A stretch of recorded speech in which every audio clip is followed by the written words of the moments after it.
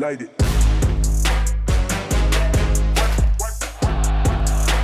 All right, this week we are joined by the head coach of the third-ranked Oregon Ducks. He's also a longtime fan of the triple option, head coach Dan Lanning of Oregon. Listened to our first show, offered us a critique offline. We'll get more on that in a second. But, Coach, I know you heard it because you listened and watched last week's show, but our coach, Urban Meyer, has a very interesting way of doling out praise. Take a listen.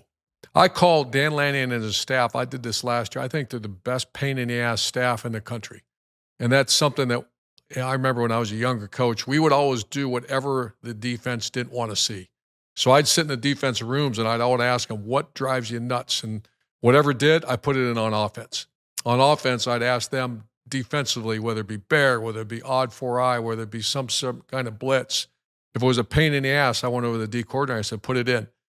When I watch Oregon play, that's them. They're a pain in the ass all over the field. Special teams, offense, defense, and that's a credit to their staff. I love watching them play, and I'm a big fan of Oregon. Feel the love. Feel the love. Yeah, I think that my mom might be upset about it. But as a coach, that's what you want to. That's what you want to hear, right? You don't want to make it easy on your opponent. And Coach Meyer and I've talked about it several times. Like, you're not trying to do the things that they're able to line up and execute against every day. You want to do the things that are really simple for your team, but complicated for your opponent. So that's certainly what we try to do here. And I think when I was out there with you guys in the spring, you have such a good group of staff, a good group of coaches that, first of all, they get along. And the one thing that's always intrigued me is that the most underutilized resource is each other. And when your offensive coaches don't talk to your defense coaches and vice versa, I never understood that. And so when I actually built a facility at Florida, I made sure the two staff rooms were right next to each other. And I was really impressed with your staff out there, Coach. Yeah, that's something, going back to when I was with, Coach Saban and Coach Smart, we always watched practice film with each other in the room. Well, a lot of teams, they'll go in the offense will go watch the offense, the defense will go watch the defense. But I want both sides of the ball hearing the issues with each coverage or the issues with each side and how can we make it harder. So, we're in there talking about releases and we're like, hey, if this guy will stall release for a second, it's really going to screw up our rules. That's something that those little things like that, I think are really critical to hear from each other. Before I turn this over to Mark, as I was in the spring also, it was a very unique way of going about your business where I kept saying, where's your offensive line? And you're mix and matching. Can you kind of explain to the theory behind that in spring practice where you just kept trying different lineups and there really wasn't a first, second, third string. It was just moving people around. And the first time I seen that, I got an understanding once you explained it to me. Yeah, a couple of pieces to that. First, in spring ball, all I'm trying to figure out, and even early in fall, I'm trying to figure out who's above the line and who's below the line, who can play winning football. And there hasn't been a year where I've been coaching where your lineup, the way it starts is the way it finishes. So it's not about finding just 11 guys that can play. It's about finding as many guys as possible that can play. And then the last thing I want is guys worried about where am I in the pecking order, all that. Like, I just want guys to go play great football. Mm-hmm. But we change the matchups every single day to make sure, okay, I'm going to get this defensive lineman versus this offensive lineman. All right, I chart it, throughout spring. How many reps did this guy get at left tackle, left guard, right? So I can also say, okay, who's our backup left tackle? Are we getting him enough reps at guard? If our center goes down, who's the next guy snapping it? Mm. So I think the easy thing is to say, okay, here's your 11, go practice with these 11 and make it work. But for me, as much as possible, you want to move those pieces around, see how many guys can play winning football. Are you giving the quarterbacks a fair chance if they're always throwing to the best wideouts? Do you get an opportunity to change which guy you're throwing to, who you're going against? So definitely believe in iron sharpens iron. We have periods where we got to be the best versus the best, but I'm more interested in changing those lineups up until you get, a little later in fall camp to see can guys work in multiple spots and how many players you have above the line to play winning football. Yeah, Coach, you talked about iron sharpens iron, and you have a lot of not just talent, just a lot of top talent coming in Oregon. I'm hearing rumors about guys flying in on private jets and all type of good stuff like that. What is it like having the backing of the juggernaut that Phil Knight and the Nike brand is? Yeah, I think if you want to be, one of the best teams in college football, you better have resources to be there. And Phil has always been. Yeah, and I think a lot of great teams do, right? The great teams have support. Right. Right. But Phil has always been an unbelievable. Phil and Penny have always been unbelievable supporters of Oregon. I think everybody always thinks about Oregon athletics. You should see what they've done to the school. You should see what they've done for cancer research. You should see what they've done just in their communities. But yeah, you have to have support to be an elite team right now. And I think that sometimes people get carried away and start talking about all the things they think happen when that's not really the reality. You know, we're a competitive football team, and to be a competitive football team, you better have resources right now. Just a quick follow-up, Coach. How involved are you with the jersey selections and the 30 different options y'all have? I really have veto power, Mark. That's it. Okay. Like I can If you see it and you don't like it, you just overturn it. That's it. That's it. Okay. Like if I see something that's too extreme, I'm like, guys, we ain't doing that. But most of the time, by the time we get to Saturday, I don't really know what we're wearing. You know, our players, you got to give your players something that they can be in charge of. Our equipment guy here, Kenny Farr, is unbelievable, and obviously our relationship with Nike is really special. But they make these jerseys a couple years in advance. My wife probably has more to do with it than I do. Coach, when that cell phone, when you look at that cell phone, it says Phil Knight, or what is Phil Knight in your cell phone as? Lord Knight? Big Phil. Phil Uncle Knight? Phil. Yeah, he's in there as Phil Knight. It actually, I don't know why, you know how it saves like the picture or whatever somebody has saved as their profile. It actually has a basketball saved on it, you know, for him, which I don't understand why basketball is. Dana Altman hacked your phone. That's what it is. Coach Altman jumped in there.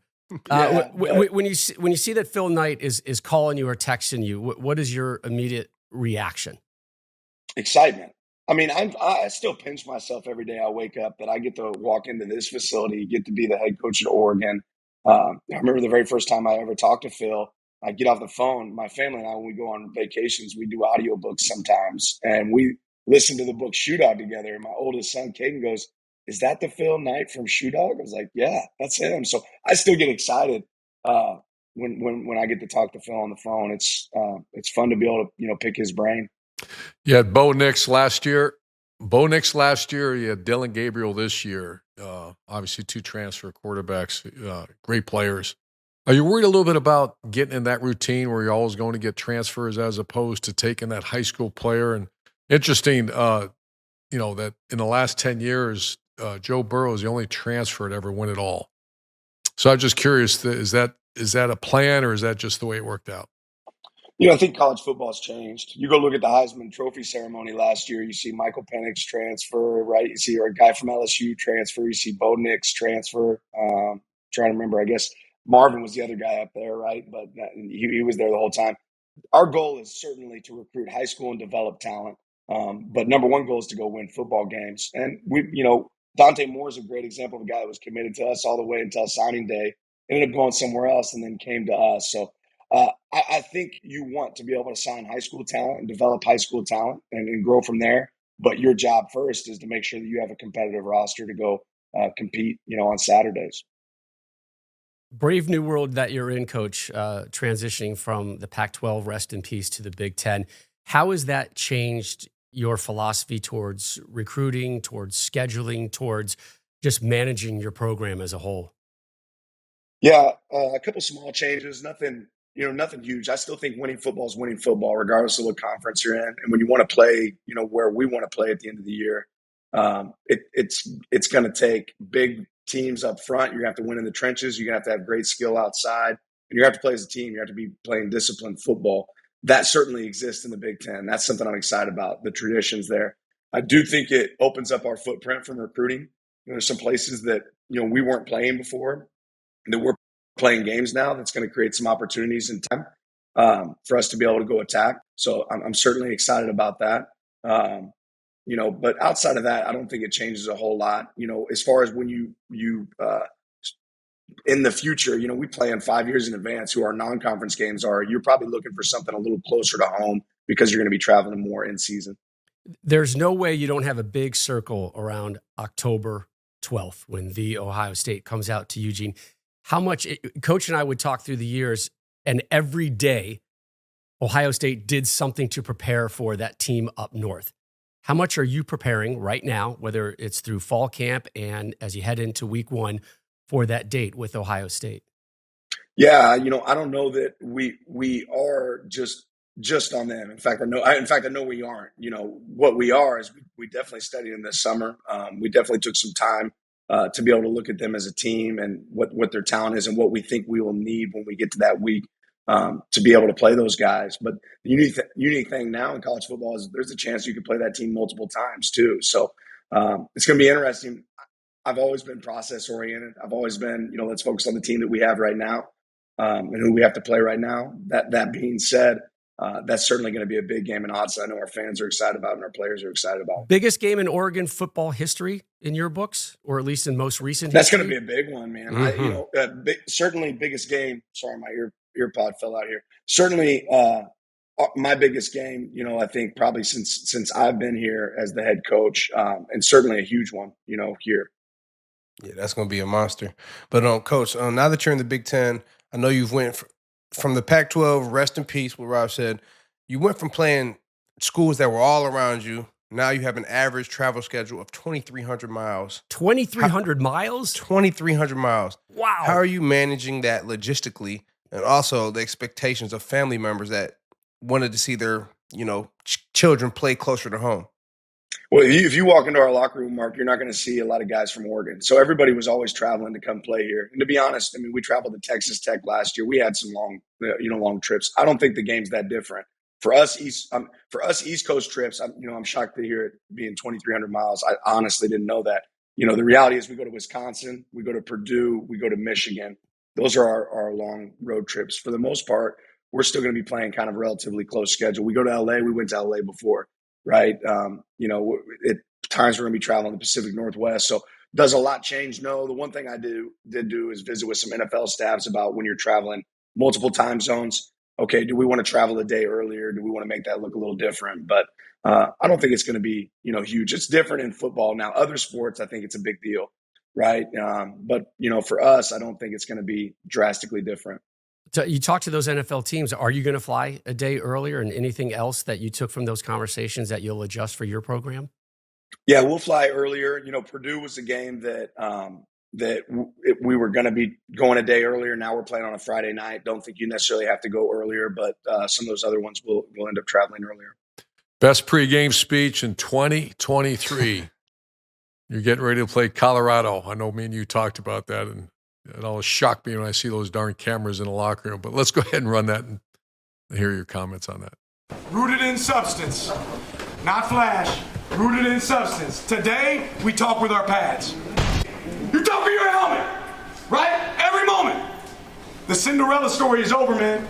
Right? They're fighting for clicks. We're fighting for wins. There's a difference, right? There's a difference. Right? This game ain't going to be played in Hollywood. It's going to be played on the grass. Yes, right? It's going to be played on the grass. Let's go.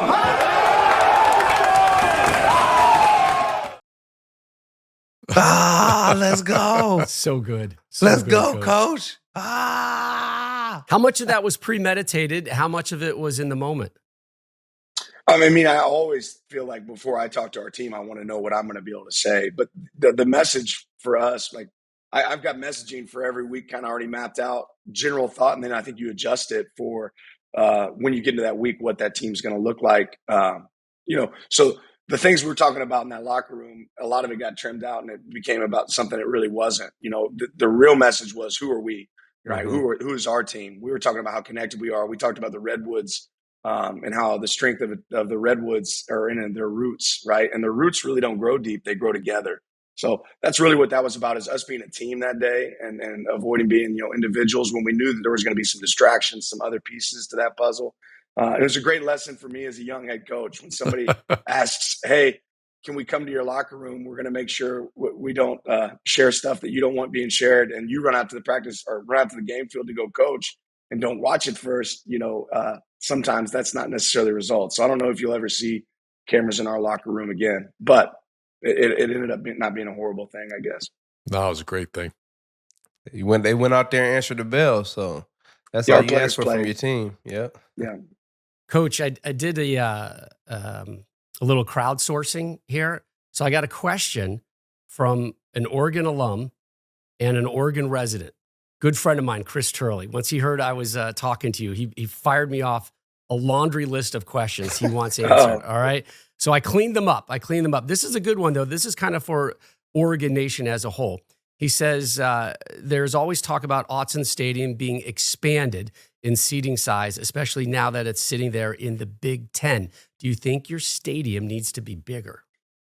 Well, I mean, this year, our season tickets are sold out. You know, our opening game against Idaho is sold out. Several of our games are already sold out. I think that's going to be a trend here, you know, as long as we continue to do our job. So if that's the case, we certainly have to find some ways to be able to get more people in the stands. And we have an unbelievable environment.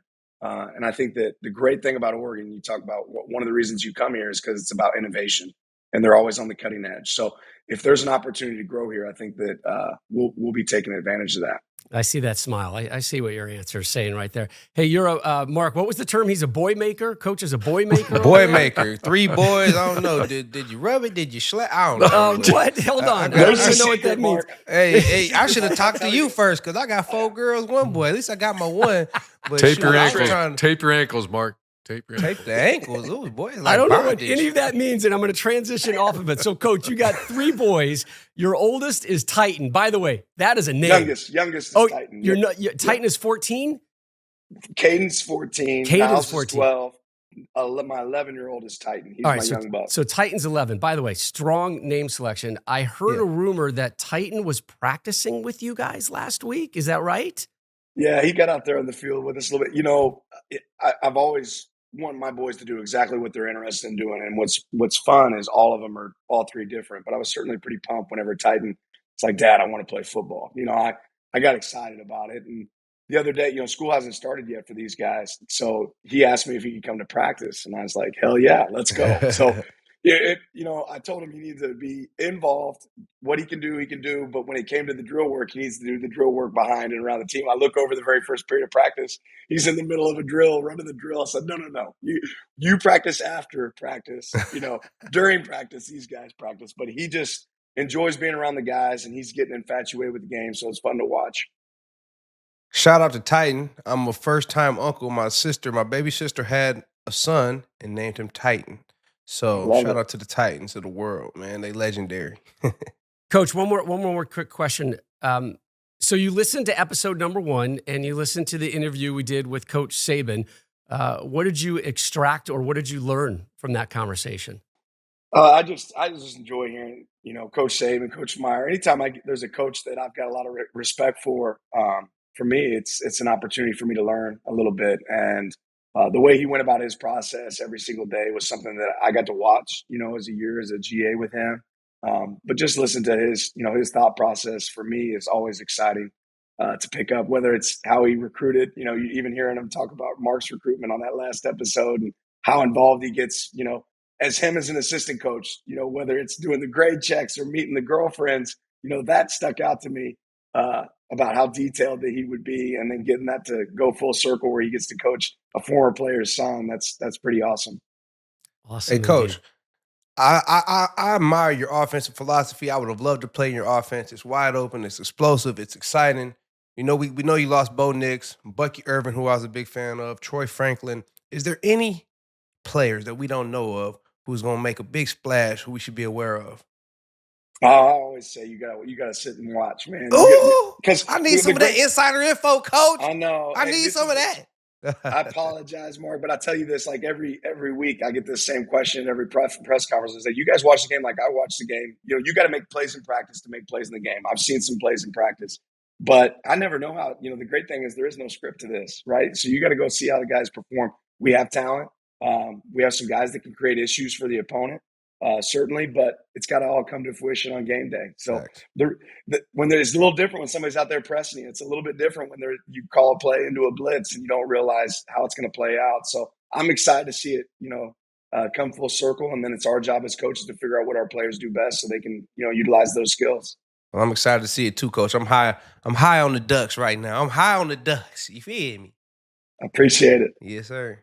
Coach Lanning, thanks so much for joining us on episode 2. We can't wait for your post-show critiques to come in on Wednesday evening.